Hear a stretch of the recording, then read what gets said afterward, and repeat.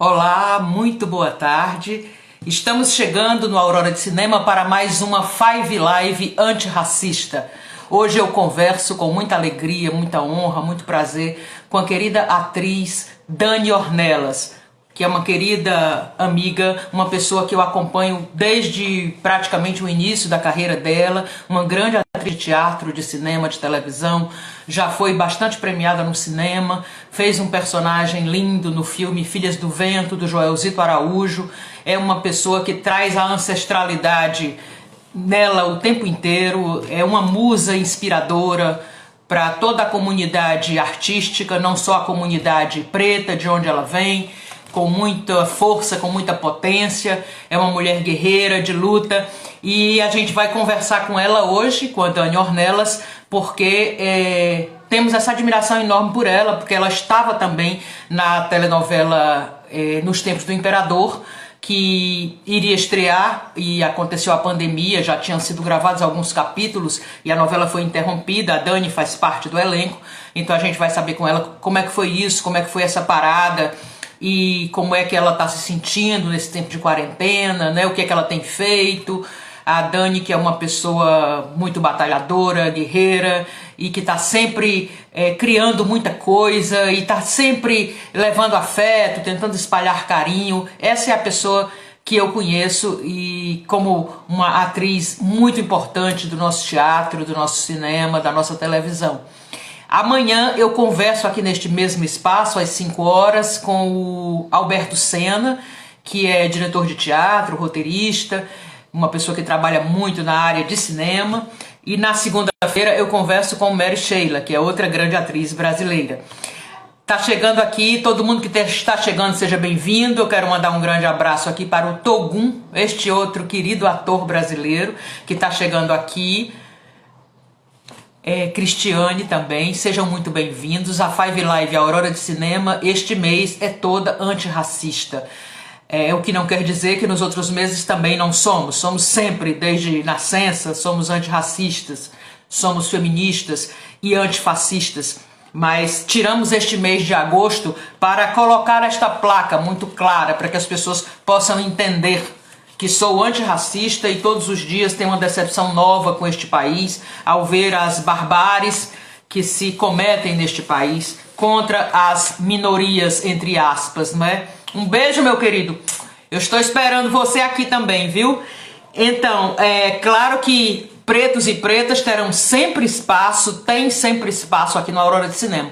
Mas esse mês de agosto eu fiz desta forma como uma maneira de botar pra fora essa coisa que eu não aguento mais, de ter que conviver com esta branquitude, com esta elite horrorosa que fica o tempo inteiro massacrando negros, e todos os dias a gente vê uma violência através do jornalismo, seja da televisão, seja das redes ou dos impressos, e a violência, quando você vai olhar, é sempre com um negro ou uma negra, é sempre alguma pessoa que tem uma cor de pele considerada da nossa ancestralidade, que muitas pessoas fascistas, racistas não aceitam. Então são sempre as pessoas que são agredidas num supermercado, num shopping, num posto de gasolina. Eu não aguento mais ouvir isso. Então tá chegando aqui a minha querida Dani Ornelas para conversar com a gente hoje, esta grande atriz brasileira, esta musa, esta mulher linda. Dani, você pede para conversar comigo, que aí eu te aceito ou eu vou te chamar, tá certo? Tô esperando você aqui. Dani Ornelas é uma mulher linda, uma mulher que chama atenção por onde passa, não só por causa da beleza física, mas por conta da força que ela traz com ela. Junto com a Dani, caminha toda uma verdadeira ancestralidade, não só da etnia, mas também de grandes damas do nosso teatro, do nosso cinema e da nossa televisão. Eu conheci Dani em Gramado, pessoalmente, há alguns anos atrás, 2005, eu acho, quando ela estava lá representando juntamente com o diretor e outras atrizes e atores do filme, como o Maurício Gonçalves, filho do grande Milton, e a Dani estava lá representando então a Filhas do Vento, e terminou que o filme levou todos os prêmios, vários prêmios, né, dessa edição do festival em 2005, e a Dani também ganhou como atriz depois com o mesmo filme lá no Festival do Amapá. Sim, somos Eu acho que não é 63%, é, Togum? Eu penso que a negritude seja 56%. Foi a última pesquisa que eu vi de brasileiros. 56% da nossa população são pretos, né, e pretas. E é muito triste, então, que os Estados Unidos têm apenas 13% da sua população. Parece dar a impressão que lá tem muito mais essa ancestralidade africana que nós temos aqui com tanta potência e que é invisibilizada, né? Isso é uma coisa muito triste. Eu vou chamar a Dani aqui. Dani, você não tá aparecendo para mim, para eu te convidar. Dani Ornelas, querida. Então você tem que me solicitar para eu poder conversar com você. Tô lhe esperando aqui. Eu não tô conseguindo te localizar. Atualizadíssimo, 63%, Togum. Então a coisa é mais chocante ainda. Então o Togum, que é grande ator, produtor cultural, um agitador da cultura, ele está dizendo aqui para mim que são 63% da população brasileira é preta, é de uma etnia parda. Então, que pena que fica isso aí mais palpável ainda, fica mais potente que a sociedade brasileira é uma sociedade realmente racista, fascista, e que nós precisamos reverter isso, né? A gente precisa fazer uma nova... Não está surtindo efeito há muito tempo, ela precisa... Tudo bom, querida Dani? A Dani Ornelas está chegando aqui para a gente conversar. A Dani, que é atriz. Oi, minha querida! Ora, tudo bem, meu amor? Seja muito bem-vinda! Gratidão, gratidão pelo convite, por pensar em mim para compartilhar essa tarde com você, com quem está aqui com a gente. Gratidão. Gratidão a você, viu, minha linda? Olha, eu estava dando uma lidinha rápida na sua biografia e vi que parece que você começou no palco com Maria Clara Machado, fazendo Ópera do Malandro. É isso mesmo? É isso mesmo. Na verdade, um pouquinho antes. Eu comecei no teatro na escola, mas depois que eu saí da escola, o primeiro palco que eu pus os pés, com a direção do Thaís Baloni, Malu Cotrim e supervisão da Maria Clara Machado, foi na Ópera do Malandro e eu fazia a Lúcia. Poxa, que honra, hein? Ter convivido com Maria Clara Machado é demais, hein? Poxa! Não, Um muito, grande ícone. muito. É verdade. E o Verdade. teatro tablado, por onde passaram tantos grandes, e passam constantemente, né, grandes nomes do nosso teatro. Que bacana, Dani. Mas quando é que você decidiu, assim, que você sentiu que você queria ser atriz? Isso era uma coisa desde pequena? Tinha alguém na família também que já era atriz, era artista? Como é que foi isso? Então, meu primo, Carlos Fragatti, ele é professor de inglês e francês, mas o meu primo é ator. Por mais que ele diga que ele seja professor, ele é professor, mas o meu primo, ele estava sempre envolvido nesse mundo teatral, com pessoas muito importantes, pessoas geralmente mais velhas que ele. A primeira vez que eu cheguei no teatro foi o meu primo que me levou, isso muitos anos antes de ir ao tablado, que foi na Escola de Teatro Martins Pena.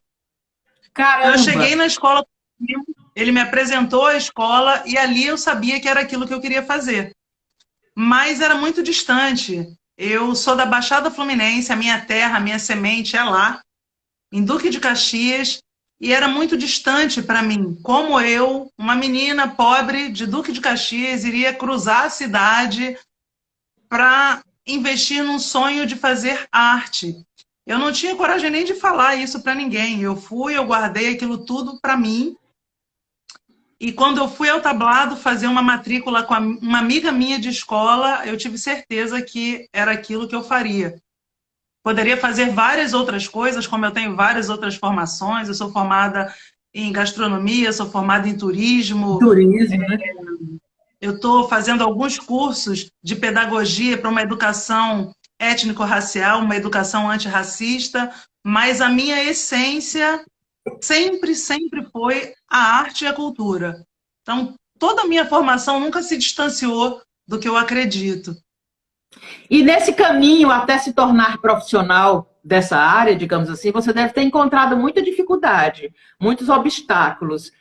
O que te fez seguir adiante? Determinação. Eu escrevi uma coisa aqui que eu falei, vou falar isso com ela em algum momento. A força do propósito, medida por um sonho, no seu desejo e no compromisso com a sua ancestralidade. Isso sempre norteou o que eu faria. Por mais que eu ouvisse não de outras pessoas, a arte cabia em mim e para mim. Então, os nãos que eu escutei e que eu ouço, até hoje, né, Aurora? Eu fiquei vendo essa semana você e a Teca aqui conversando. Teca é uma atriz brilhante, um ser humano que eu admiro profundamente, e ouvi a Teca falar que ela teve que abandonar o desejo dela de ser atriz durante mais de 15 anos e só retomar depois. Isso é o que é imposto para nós, sobretudo nós mulheres pretas, retintas, como eu e a Teca. É um não lugar, né? Tem aquele lugar onde as pessoas falam que é um não pertencimento. E eu sou teimosa. Quando fala que não, aí é que me desafia. Então, todos os nãos que eu escutei, não foi o que eu ouvi quando eu cheguei no teatro. Quando eu cheguei no teatro, e isso para mim é muito importante na minha carreira, porque quando eu cheguei no teatro, a minha primeira produção, eu tive um personagem de destaque dado por uma pessoa que é a Maria Clara Machado, a Thaís Baloni, a Malu Cotrim, pessoas que artisticamente me conduziram. Então, no teatro, eu ouvi assim. Eu estava no teatro onde o Johanne, que era meu professor também, um homem preto, retinto como eu, dizia sim e preparava muitas pessoas. E eu ouvi sim no teatro. Depois do teatro, eu fui fazer, ainda no teatro, o convite da Zezé Mota para fazer um teste para o filme Cruz e Souza, o Poeta do Desterro. Eu cheguei para fazer um teste e, de repente, eu me deparo com Léia Garcia, Zezé Mota, Cadu Carneiro, que Deus o tenha em bom lugar se ele merecia, Maria Ceissa, e eu chego naquele universo para fazer um teste, eu saio de lá com um sim. Então, eu já saí com um sim do teatro e um sim do cinema. E somente 5 anos depois, eu fui ter uma experiência na televisão. Que é onde mais se explicita, né? A não possibilidade, a não existência, né? Mas é lá também onde as pessoas podem conhecer, né? Porque poucos no Brasil vão ao cinema, sobretudo ao cinema brasileiro. Infelizmente, ainda há este grande preconceito com a nossa produção audiovisual, né? E aí, o teatro, quem é que pode ir? Quem pode se deslocar de um lugar para outro? Tanto é difícil para o público, né? E ver peças em outros estados, como é difícil também para as produções, né? Porque aquele negócio, como diz o Aderbal, o teatro é uma fábrica que você monta todo dia. Então, não dá para estar viajando. Então, a televisão, ainda bem que existe, porque é a possibilidade de a gente conhecer tantos talentos que o Brasil tem, né? Graças à vitrine da televisão.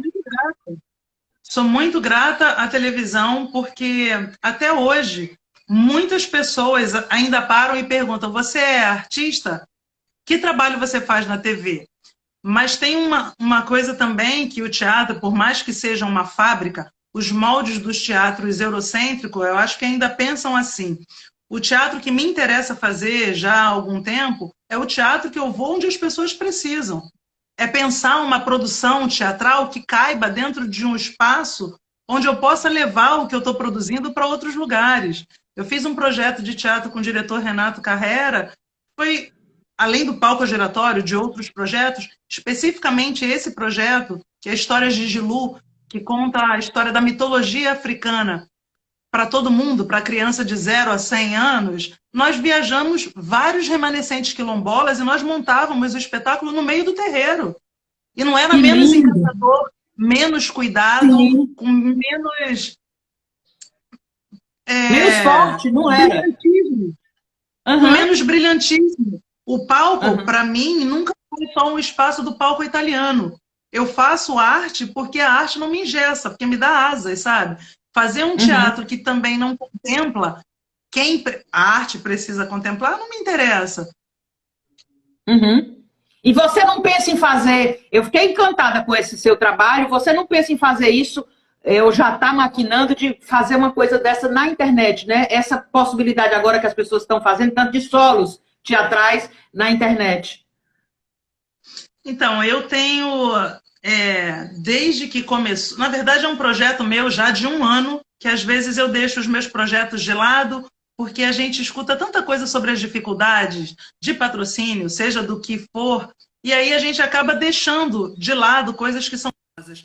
A pandemia me deu um sacudimento, porque só tô recusando aqui que entrou uma chamada. A pandemia me deu um sacudimento no sentido de que eu vou fazer teatro e tem outras formas de nós fazermos teatro nesse momento. Eu não vou falar sobre o projeto agora, mas eu quero voltar aqui para falar com você sobre... Mas tem um projeto meu de teatro que cabe nos moldes do que nós podemos nesse momento. Uhum. Que bacana, que Mas ótimo. não é na internet. Uhum. E você fez esse personagem do Cruz de Souza, né? Aurora, eu acho que eu vou ter que sair e voltar, porque entrou uma chamada no meu celular e eu não estou mais ouvindo você. Tá. Ficou muito baixinho. Era só um pouquinho, Tá. vou e volto. Então pode ir lá, tá certo.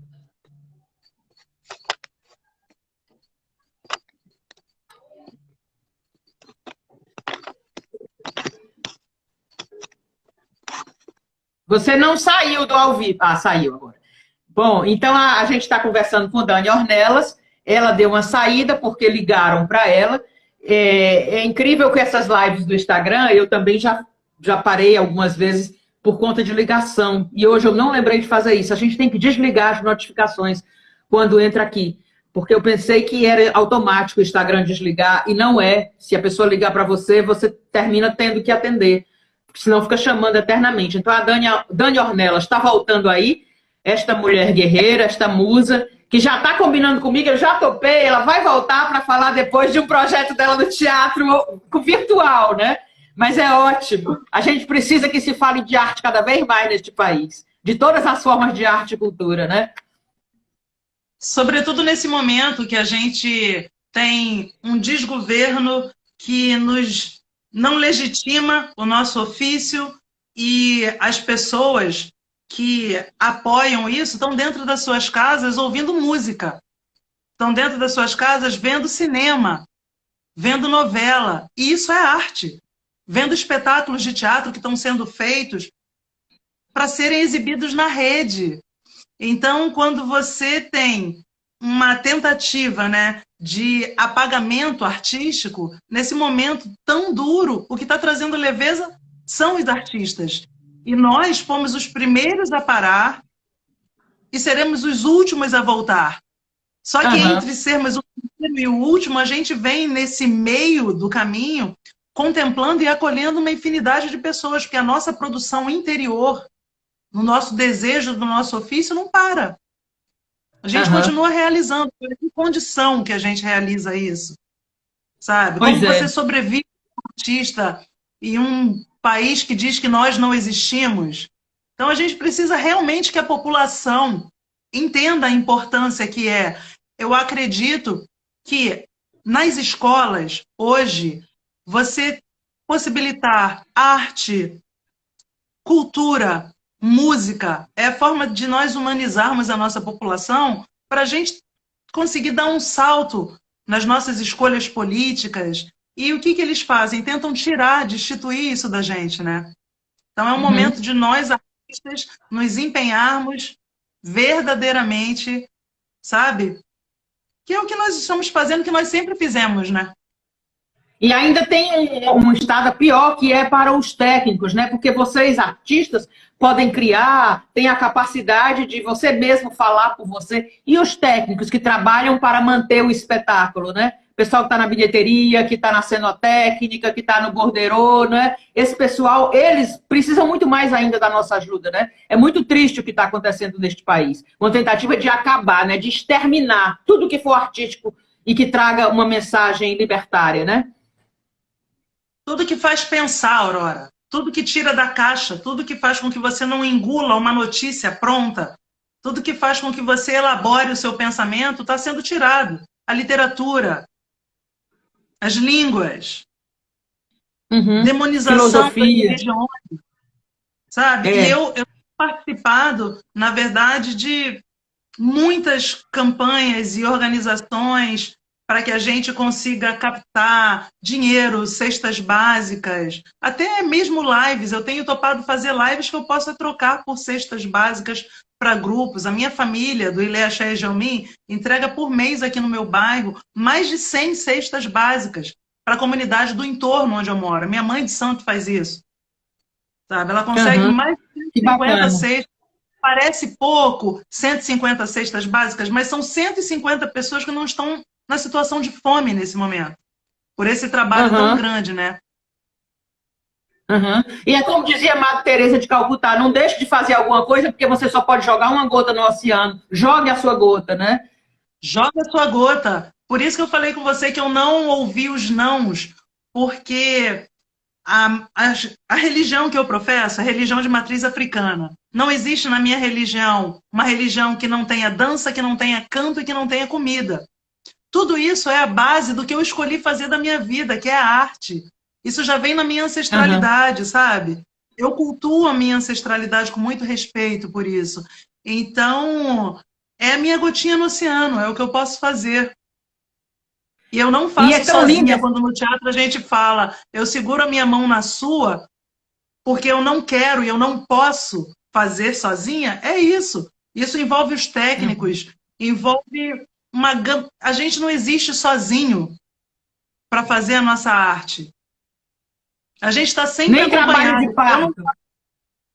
nada, É o que eu digo. nada, Nem sabe? trabalho de parto a gente não faz só. Não, a gente não faz sozinho. E entender que a gente não faz sozinho mesmo. Porque mesmo que a gente não veja essa energia do invisível, você não vê o vento, mas a gente sente. Ele bate e mexe no seu cabelo e você não vê. Eu acredito no invisível, eu acredito nessa energia da natureza, sabe? As pessoas têm falado muito do novo normal. Eu nunca coube dentro da norma. Eu não faço parte de um padrão normativo. Eu sou mulher preta, de pele escura, eu uso dreads no meu cabelo, sabe? O que me contempla é a natureza. Cada dia mais eu me esforço e me empenho para estar mais próximo, para alimentar a natureza em mim. E a minha fé é a natureza, sabe? Então, eu Uhum. acho que começa a acontecer uma mudança quando nós entendermos que a normalidade sempre nos adoeceu. Você seguir uma norma, alguma coisa que te ingessa, alguma coisa que faça com que você não se sensibilize e olhe para o lado. Sabe? Eu acredito na natureza. Essa é a minha filosofia. Quanto mais próximo eu esteja da natureza, mais curada eu estou. E que bom que você tem um moreno aí para pegar tudo isso de você e com certeza você está criando um antimachista, né? Isso é muito bacana, saber que vem novas gerações aí com muito mais poder do que a nossa, né? Com certeza, e isso sem trazer uma responsabilidade, um peso maior para as mulheres, principalmente que a gente vive em um país onde a maioria das pessoas eu tô vendo aqui, eu também amo, um monte de gente linda, maravilhosa. Tem um monte Beijo. de gente passando aí mandando beijo para você, dizendo que você é diva, que te ama, muita gente, viu? Amando. E, Aurora, Eu entender não... isso também, que às vezes a gente fica tão preocupado, eu vou fazer uma live, essa live tem que ser para não sei quantas mil pessoas. Legal que tenha um monte de pessoas, mas eu fico muito feliz sabendo que aqui na nossa live, as pessoas que estão aqui estão ouvindo e estão trocando com a gente. Isso para mim importa muito mais que a quantidade só, sabe? Um Uhum. número, o seu trabalho de pensar cinema. Eu nem lembro o ano que eu conheci você, mas tem muitos anos. E nós nos conhecemos através da arte. E a Foi. manutenção da nossa relação se dá através da arte.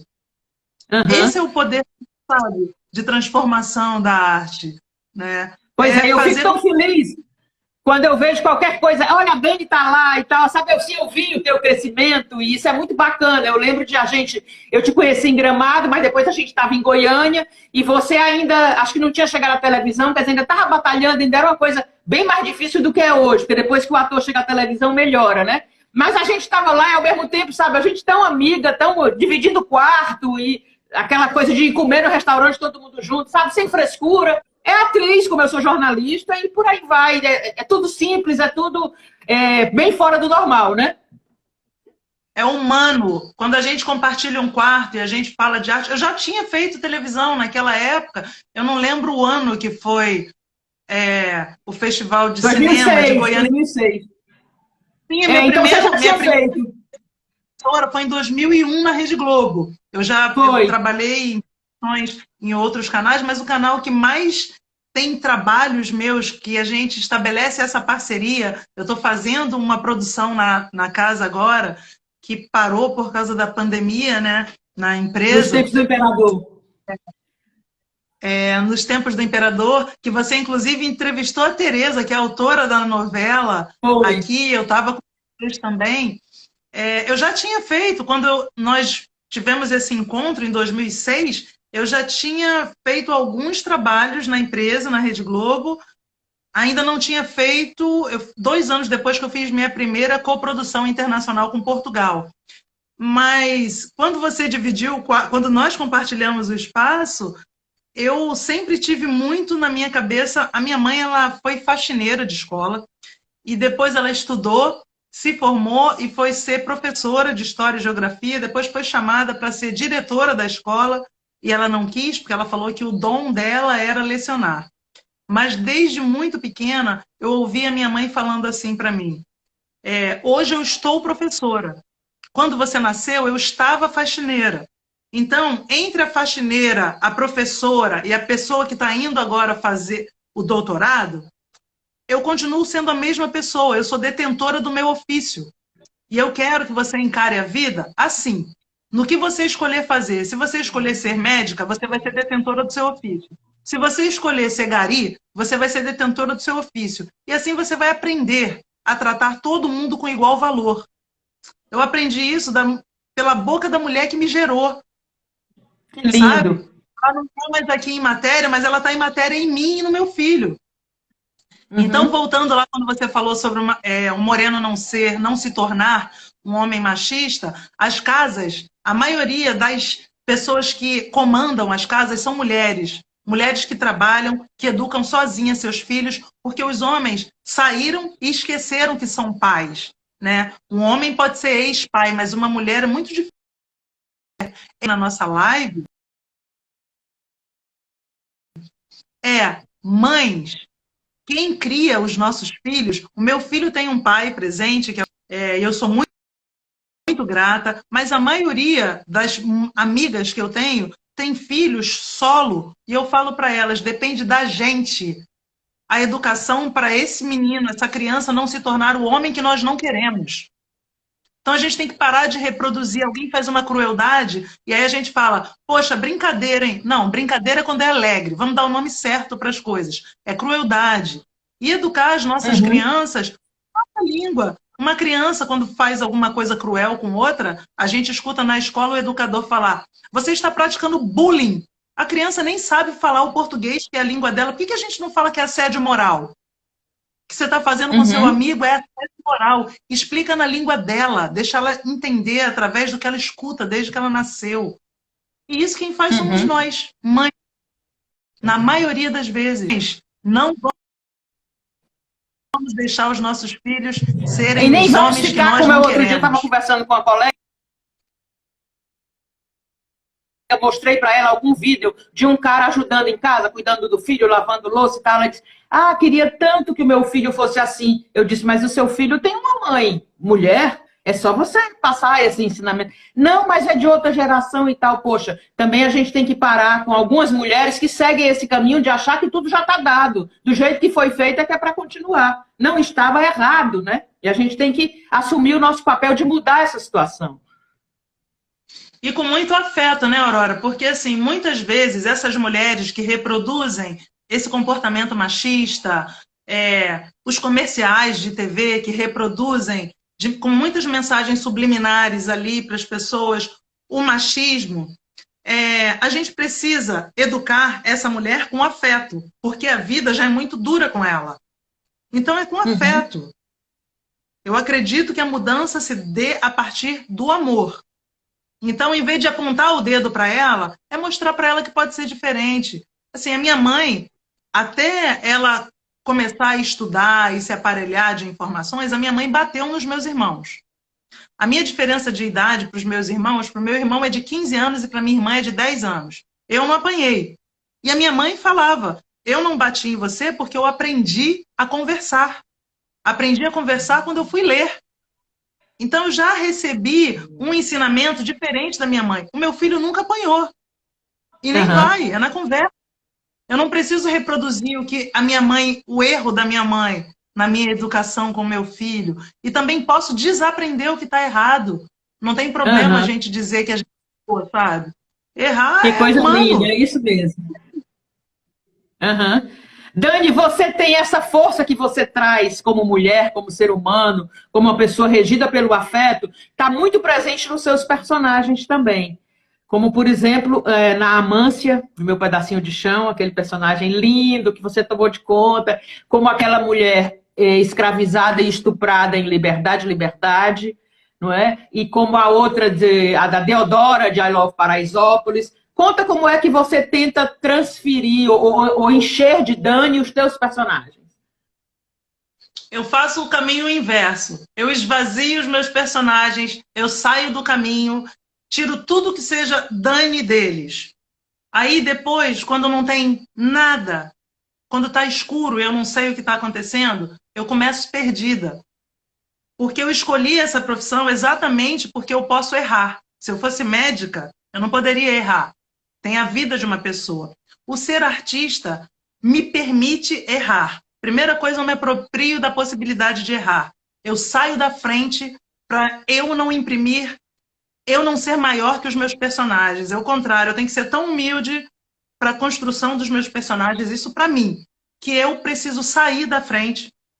Eu preciso que muito tempo depois, acho que é a primeira vez que eu coloquei numa personagem minha uma técnica que eu estudo há 8 anos, que é as técnicas de Mike Chekhov. Eu tenho um coach que é o Hugo Moss, e o Hugo, ele falou, vamos colocar nessa personagem tudo que a gente está estudando esse tempo todo. Então a gente vai construir a Vera de Subúrbia sem nada do que você estudou todo esse tempo, com tudo que você conseguiu aprender nesse período. E aí eu aprendi isso, que eu preciso sair da frente para os meus personagens nascerem. E a Ruth falava para mim uma coisa que é muito presente. Ela dizia para mim, independente do que for a sua personagem, uma coisa ela precisa ter, dignidade. Eu preciso ver no seu olho que você acredita na dignidade da pessoa. Então, na novela Liberdade, Liberdade, eu já tinha feito com os mesmos autores, né? A novela I Love Paraisópolis. E com o diretor da novela I Love Paraisópolis, o Carlinhos Araújo, eu tinha feito Meu Pedacinho de Chão, que ele trabalhava com Luiz Fernando Carvalho. E eu não vou esquecer que quando eu fui fazer a novela Meu Pedacinho de Chão, já estava quase tudo fechado. O Luiz Fernando Carvalho, que era o diretor da novela, falou para mim, eu me arrumei, fui lá na Rede Globo e falei que queria conversar com ele.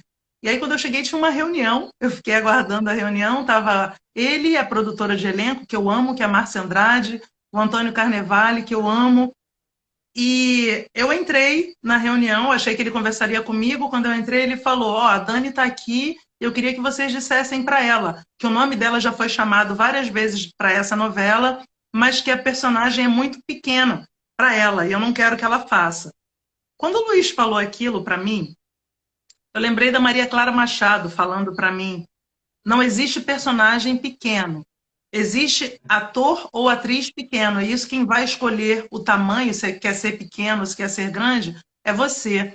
E eu respondi para ele isso, eu falei, olha, você já trabalhou comigo em Subúrbia, e você sabe que eu não sou uma atriz pequena, então você pode dar o personagem do tamanho que for para mim, que eu vou transformar ele do tamanho que eu acredito.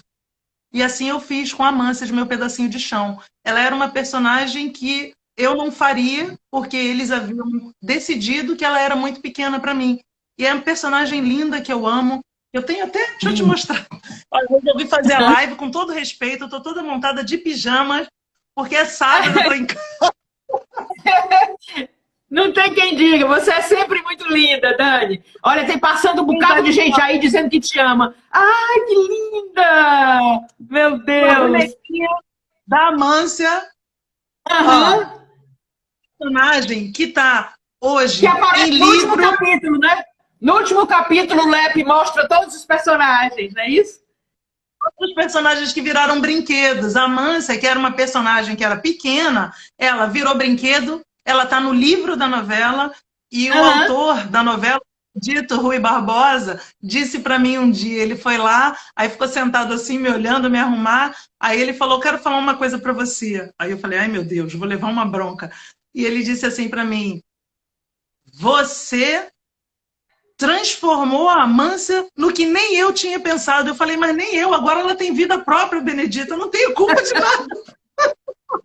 Que lindo, que maravilha! E aquela novela é tão bem feita, é uma obra-prima aquela novela, é um marco, assim, ó, concurso da teledramaturgia, porque não existe nenhum personagem que você possa dizer esse personagem é maior, é menor, é todo um conjunto ali, tudo funciona, né? Até a cenografia, a criação do ambiente todo, que foi o Raimundo Rodrigues que fez, aquilo também é um personagem, né? Lindo, tudo faz parte. Nós ficamos nos preparando durante muito tempo. E eu acho que essa produção foi a produção que a preparação durou mais tempo, produção para TV, que eu já fiz. Uhum. Nós tivemos aula de canto, de dança, de interpretação, de máscara neutra, de palhaçaria. Nós tivemos meses de preparação, de prosódia, nós estudávamos todos os dias, horas, durante meses, para depois a gente escutar assim, agora eu posso dar corda e deixar vocês sozinhos, que vocês estão prontos para brincar. Que lindo! Luiz Fernando é um mago, realmente, né? Ele quando faz alguma coisa, Subúrbia também foi um escândalo, né? Ele é um talento impressionante. Mas, minha querida, você fez na Liberdade, Liberdade, inclusive escrevi na época, porque foi no mesmo dia, a personagem foi estuprada e a televisão encontrou, né, a produção, um jeito de botar a cena no mesmo dia em que repercutiu um grande estupro de uma garota numa comunidade do Rio. Foi estuprada por vários ao mesmo tempo, né? E o jornalismo aproveitou para fazer esta denúncia e a novela fez esse diálogo com o real e mostrou a sua cena no mesmo dia. O que significa para você falar sobre essa violência contra a mulher que é cada vez maior? Sobretudo a violência sobre a mulher negra, que é quem mais é assassinada, quem tem os menores salários, quem tem, por mais que eu diga para você assim, eu me empenho para pegar um personagem e transformar, mas eu adoraria não ter que transformar personagens assim, não só eu. Ouvindo a Teca aqui, eu fiquei com isso na minha cabeça. Graças a Deus, eu tenho tido oportunidade, pela construção minha, eu acredito, por muita fé, em receber convites, em protagonizar a série A Dona da Banca. Esse ano, se não fosse a pandemia, eu estrearia 6 longas-metragens no cinema. Então, nesses 23 anos de construção, com muitos nãos, como eu falei com você, tem muitos sims. Tem muitos sims e há algum tempo de poder chegar numa reunião dentro da empresa e falar, eu gostaria de fazer essa novela e ouvir um sim, de ser convidada pelo Vinícius Coimbra para fazer a minha primeira rainha na televisão, na novela das 6. Sabe? Muitas pessoas esperam a vida inteira para interpretar uma rainha, seja no cinema, no teatro ou na televisão. Eu estou recebendo a oportunidade, e agradeço a Tereza, agradeço todos os autores, ao Vinícius, de fazer a Cândida. Uhum. Uma mulher importante, dando vida à Cândida. Quando eu pego os textos, eu penso em Teresa de Benguela, eu penso em Luísa Maim, eu penso em Ruth de Souza, em Léa Garcia. Eu nunca entro em cena sozinha fazendo a Cândida. Eu tenho muitas referências de mulheres incríveis e, com todo respeito às atrizes americanas, que eu adoro quando alguém fala, você se parece com não sei quem, se você estivesse nos Estados Unidos. Mas eu sempre convido os meus amigos para presentificação. A minha terra é no Brasil. Eu nasci aqui. Eu quero valorizar e poder exaltar os nomes das atrizes que nasceram na mesma terra que eu. Então, quando eu entro em cena, eu penso nas atrizes americanas, mas os nomes que eu digo, que eu quero que estejam ali me acompanhando na energia, são o nome dessas mulheres, sabe? E quando eu fiz essa cena da novela Liberdade, Liberdade, eu estava muito nervosa, porque reproduzir uma cena de estupro faz com que a gente acesse coisas muito difíceis e muito ruins. Eu trouxe naquela cena a violência de muitas mulheres pretas. Estela do Patrocínio, a Cláudia, muitas mulheres que foram violentadas de várias formas estavam ali naquela cena comigo.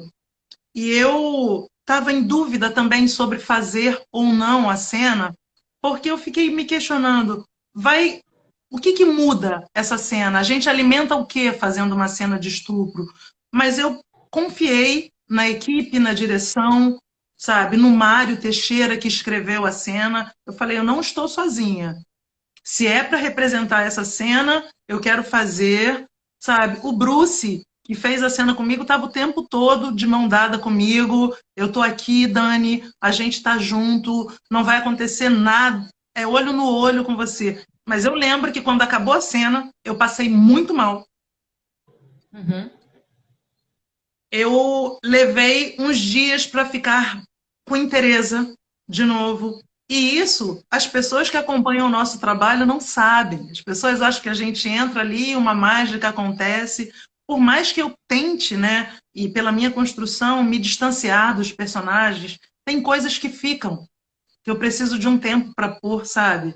Quando você faz, Uhum. ainda mais a personagem que eu fazia, que ela foi sequestrada, vendida, espancada, estuprada. E depois volta como marquesa. Mas Uhum. até ela voltar como marquesa, tem todo esse histórico dessa personagem que traz memórias, memórias que estão na minha pele. A gente convive com isso todo o tempo, né? O artista convive com isso todo o tempo. Uhum. Mas que bom que você fez, é muito importante. A novela é muito boa e o texto maravilhoso, né? Primoroso que é colocado naquela novela. É pena que passou no horário tarde e as pessoas são muito ainda ligadas a essa coisa do colonialismo, né? De ficar olhando o que é que os Estados Unidos estão fazendo e tal, quando a gente no Brasil faz uma teledramaturgia que é a melhor do mundo, né? A gente não deve nada a ninguém. Eles, ao contrário, ficam horrorizados quando sabem o tamanho da nossa produção, né, que é todo dia e cada vez coisas mais bonitas. Eu, graças a Deus, quando vejo você em cena, eu vejo Zeni Pereira, eu vejo Cléa Simões, eu vejo Jacira Silva, eu vejo Chica Xavier, Ruth de Souza, Léa Garcia. São essas mulheres que eu vejo com muita alegria, muita potência no que você representa. Você sabe disso. Não, Mas, eu minha tô falando querida... e estou Hã? aqui em volta delas. O livro da Dona Chica, o livro de Carolina, que pertenceu a Ruth de Souza. Elas ficam no meu Que... quarto, sabe? Elas fazem parte da Uhum. minha vida. É de Que verdade, não lindo. é da boca para fora. São minhas Uhum. referências. Eu sempre acordo com essas mulheres, conversando com elas. Uhum.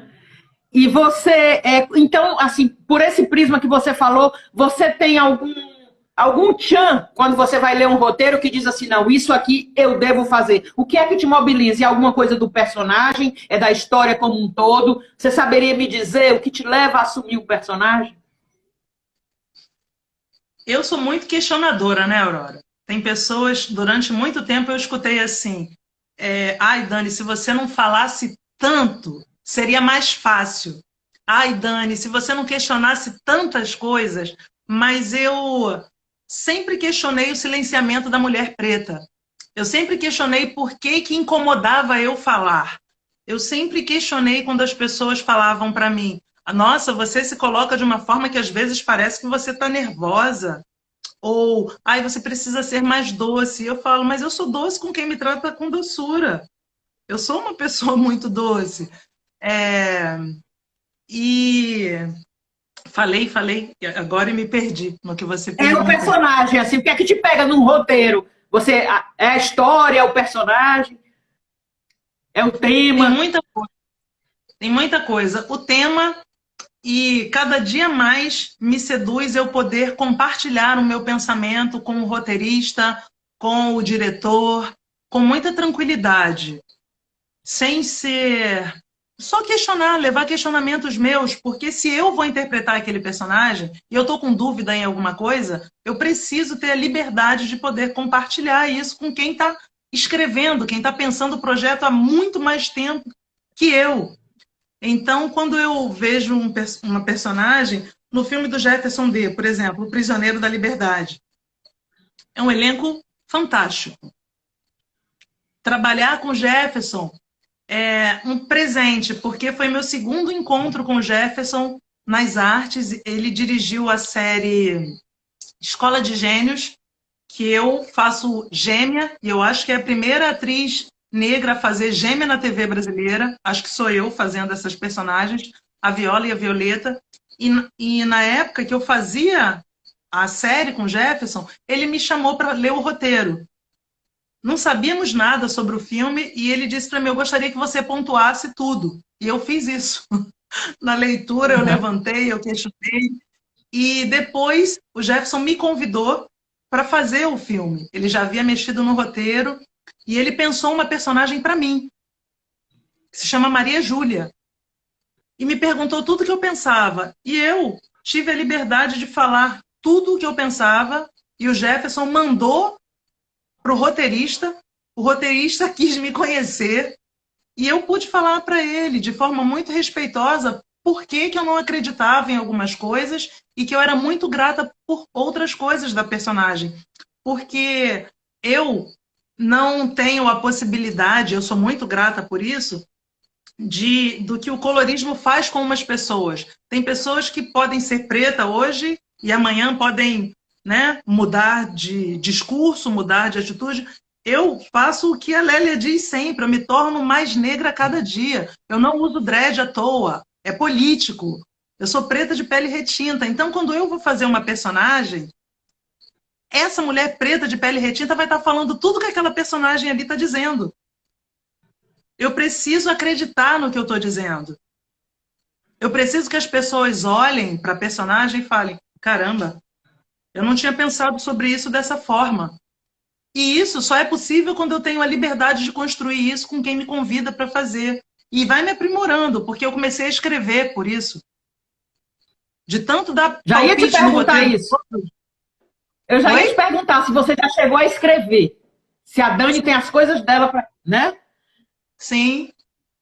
Então, essa liberdade. O que me atrai na personagem é principalmente a possibilidade de poder acrescentar vida naquela personagem. Acrescentar a vida de todas essas mulheres pretas que a gente falou aqui, acrescentar os quase 18 anos convivendo dentro da casa da Ruth de Souza, com o acolhimento dela como mãe para mim, poder acrescentar coisas que eu escutei da Ruth, que com certeza o roteirista, homem na maioria, ou se for, mesmo que seja uma mulher preta, não tem a idade que a Ruth de Souza tinha. Então, com certeza, a Ruth tinha muito mais coisas para acrescentar naquele roteiro do que eu ou mesmo a roteirista.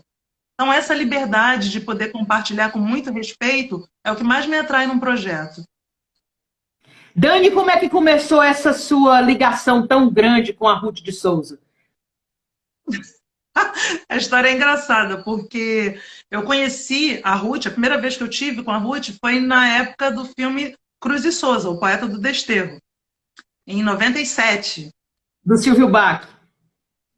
Exatamente. Em 97 foi a primeira vez que eu estive com ela, e pessoalmente, porque eu já era fã, ela já entrava na minha casa, eu já conversava com a minha televisão, como se eu estivesse falando com as pessoas, né? Eu, quando eu era criança, fazia isso. Até hoje eu faço. Discuto com a televisão. E eu via a Ruth. E a primeira vez que eu vi a Ruth pessoalmente, ela e a Léa Garcia, que eram pessoas que povoavam a minha casa. Eu tinha essa intimidade, porque passou, abriu a tela, ela está dentro da minha casa, né? Até hoje eu tenho essa relação com os atores também. Às vezes eu entro no Projac para fazer uma novela com alguém e às vezes eu cumprimento, depois eu falo, gente, você não tem intimidade com essa pessoa, é porque você viu na televisão. Isso é muito bom. Eu sou atriz e eu mantenho isso ainda, né? Ai, Aurora, eu tô aqui viajando tanto na Ruth, olhando os livros aqui. Do Cruz e Souza, você criou essa afinidade com ela que foi para a vida toda. começou ali, começou no Cruz e Souza, e depois eu comecei a encontrar com a Ruth em vários espaços. Quem sempre me levava era a Léa Garcia, que depois do Cruz e Souza eu tive a... Eu acredito que é divino. A Léa Garcia me dirigindo no Romanceiro da Inconfidência, o texto dela, a direção dela, e nós fizemos na Alerj. E Léa convidou Ruth e muitas outras mulheres pretas que me levaram para estar perto delas me acolheram. Então eu tenho como madrinha do cinema Zezé Mota. Quem me acolheu e me apresentou para uma infinidade de outras pessoas foi Léa Garcia. E a Ruth de Souza começou a me convidar para eu ir para casa dela, tomar chá e conversar com ela. E implicava comigo por causa do meu cabelo, pelas minhas roupas. E eu comecei a implicar com ela também. Aí nós fomos fazer um filme, mas a gente já tinha essa relação de muito amor, de muito carinho. E nesse filme se deu, assim, esse acolhimento, porque eu tinha perdido a minha mãe poucos anos antes de fazer esse filme com ela. Então eu estava numa carência materna, uma carência de acolhimento feminino, e um feminino que eu me identificasse, sabe? E aí chega a Ruth. E aí, quando eu chego na casa dela, eu lembro que tinha estreia de filme, eu falava, mas eu não tenho uma roupa bonita para ir. Ela abriu o guarda-roupa, me vestia e falava, você está pronta.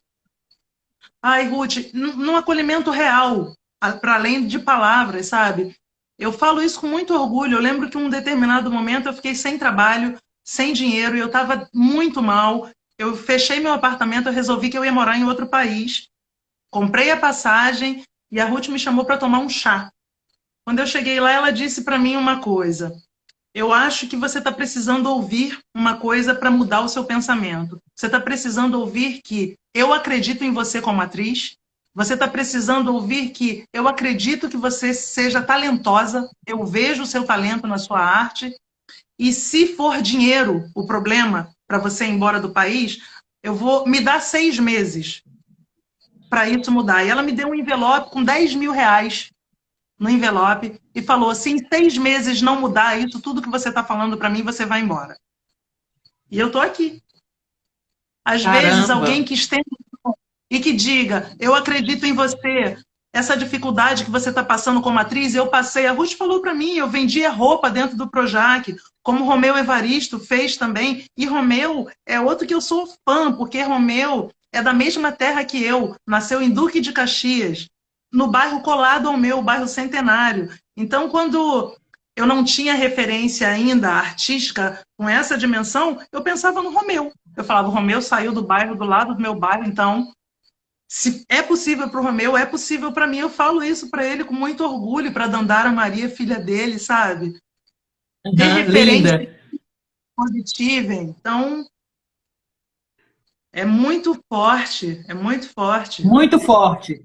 Aí outro dia você foi encontrar com outro ícone da nossa cultura, uma mulher super guerreira, e parece que você estava até com o Valmir Moratelli, que já passou aí, mandou beijo para você. Você fez uma foto... Você fez uma foto linda com ela e esfaldou muito, de forma muito linda, que é Elza Soares. Elza Soares. Foi um multishow. Convidou, foi Valmir, tá? Valmir tá aqui, eu já falo logo, dou logo o nome. Valmir organizou isso tudo no Multishow para apresentar o show da Elza no Rock in Rio. E foi a primeira vez que eu quis ir ao Rock in Rio. Eu já tinha recebido o convite quando eu estava fazendo a novela I Love Paraisópolis. O Caio Castro, ele mandou convites e eu agradeci muito e falei que não queria ir. E eu lembro que foi uma coisa na novela, as pessoas falavam assim, como assim você não quer ir para o Rock in Rio? Eu falava, não tenho vontade de ir não, eu vejo de casa. Só que dessa vez, quando chegou o convite do Rock in Rio, era para ir lá entrevistar a Elza Soares. Eu falei, é óbvio que eu vou. E quando eu vi a Elza, eu me ajoelhei e fiz uma reverência para ela, porque eu falei com ela, chorei muito. E eu disse, Elza, tá aqui na sua frente a realização de um sonho, porque você povoava a minha casa. A minha tia se chamava Elza, por sua causa. E a minha mãe ouvia você dentro da minha casa. Quando a Elza lançou o CD A Mulher do Fim do Mundo, eu acho que eu fui a todos os shows aqui no Rio, do lançamento do CD dela. E aí eu me vi na frente da Elza, naquela estrutura gigantesca que é o Rock in Rio, que eu não conhecia, porque eu nunca tinha ido. O que eu consegui fazer foi dobrar o meu joelho e agradecer e fazer a reverência maior para ela, dizendo: Elza, graças a você e suas palavras, eu sigo sendo artista. Porque quando você fala que você pode, que você existe, você está dizendo que eu existo também.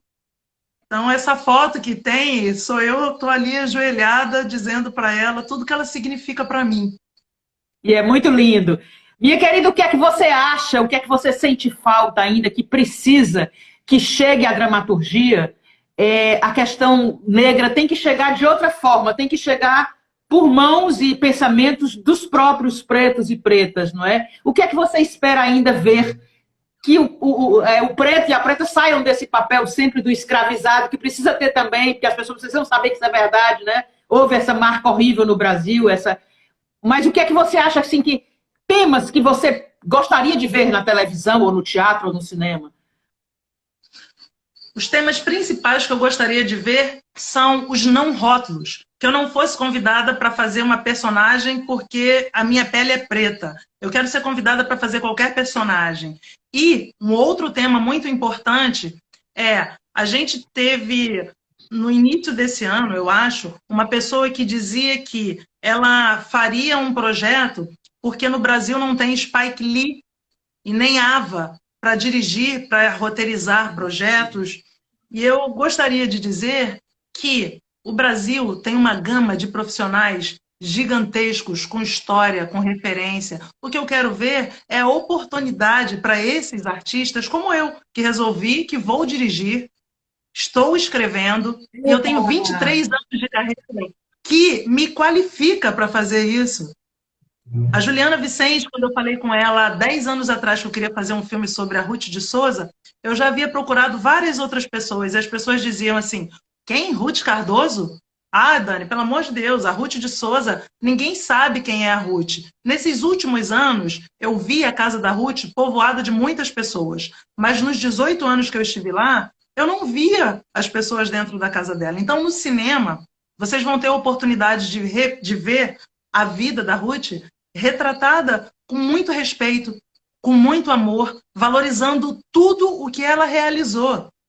Então, a gente tem a Juliana Vicente, que é diretora, que é dona da Preta por Ter Filmes, uma produtora que já ganhou prêmio em Cannes, já ganhou prêmio, o MTV Award, já ganhou o Urso de Prata em Berlim, uma produtora potente, premiada, com mais de 10 filmes produzidos, e que segurou a minha mão e falou: eu acredito em você, nós vamos fazer o filme sobre a Ruth. A produtora dela se empenhou para conseguir o dinheiro. A Ruth viu o copião do filme dela.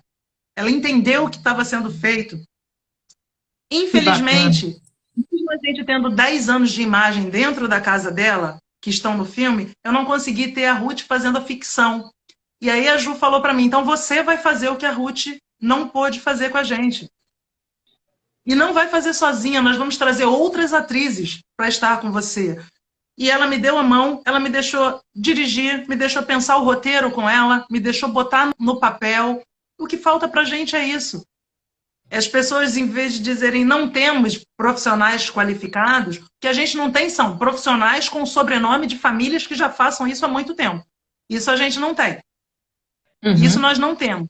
Mas qualificação para realizar, a gente tem muito. O que falta é a pessoa dizer: tudo bem, então vem cá, vamos fazer isso juntos, vamos fazer uma coprodução, vamos fazer uma parceria. E a gente tem aí uma quantidade de diretoras e diretores e roteiristas pretos maravilhosos. O que falta é eles poderem colocar em prática tudo que eles já se prepararam para fazer. O que falta é isso, é vontade de diversidade. É isso mesmo. Dani, e você tem, assim, essa questão da mulher, do envelhecimento, né? Eu vi outro dia você tá na internet dando alguma dica de beleza, o que é que você bota na pele, não sei o quê. A idade é uma coisa que te preocupa, e como é que você se cuida, pensando já nos próximos anos?